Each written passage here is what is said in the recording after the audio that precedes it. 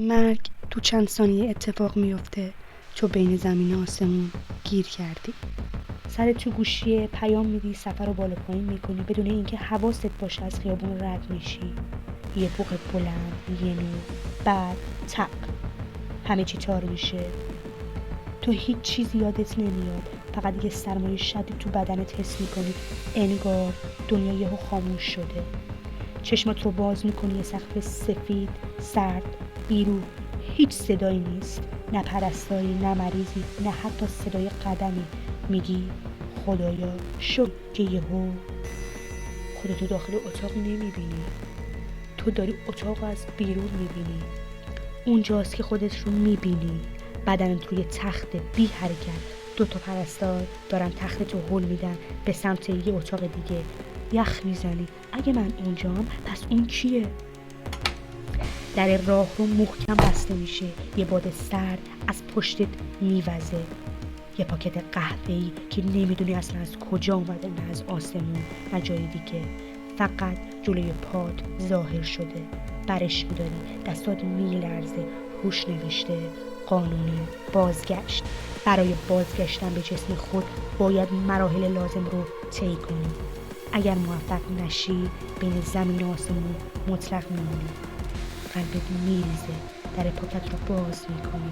4 بند عجیب قانونی که باید انجامشون بدی، دقیق بدون اشتباه، وگرنه راه برگشتی نیست. اما نکته وحشتناک اینه هیچ کدوم از این بندها روشن نیستن، تارن. انگار طوری نوشته شده که باید خودت کشف کنی. و اما زمان به شدت کمه.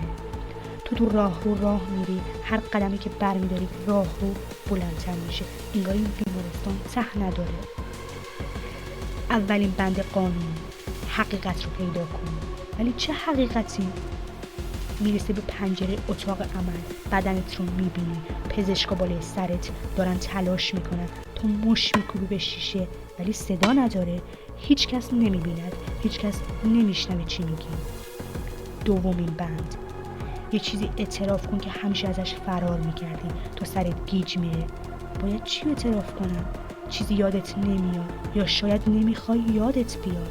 نورها چشمتو اذیت میکنن، دیوارها خم میشن، صدای نفر پشت گردنت میگه تو میدونی باید چی رو بگی. این بیمارستان نمیذاره دروغ بگی. زیر لب میگی من ولی قبل اینکه جملت رو کامل کنی صدای مانیتور کنار تخت صاف میشه. تو با هول بر میگردی سمت اتاق. پزشکا دست کشیدن، صدای آه کشیدن یکیشون میاد و اون لحظه است که حقیقت مثل یه سیلی میخوره تو صورتت. تو مردی، اما دلیل مرگ تو تصادف نیست.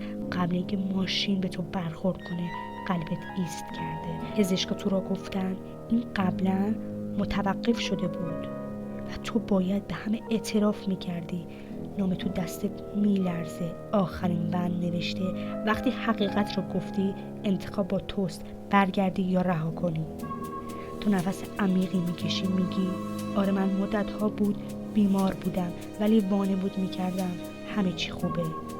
اتاق دور سرت میچرخه، نور سفید کم کم محو میشه. تو فکر میکنی حق داری، اما یه پرده میفته.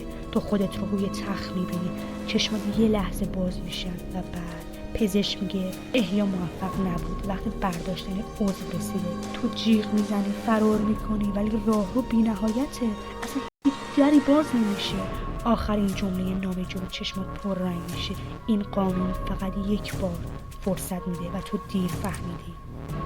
اگه اینجور محتوا رو دوست داشتی حتما منو حمایت کنید.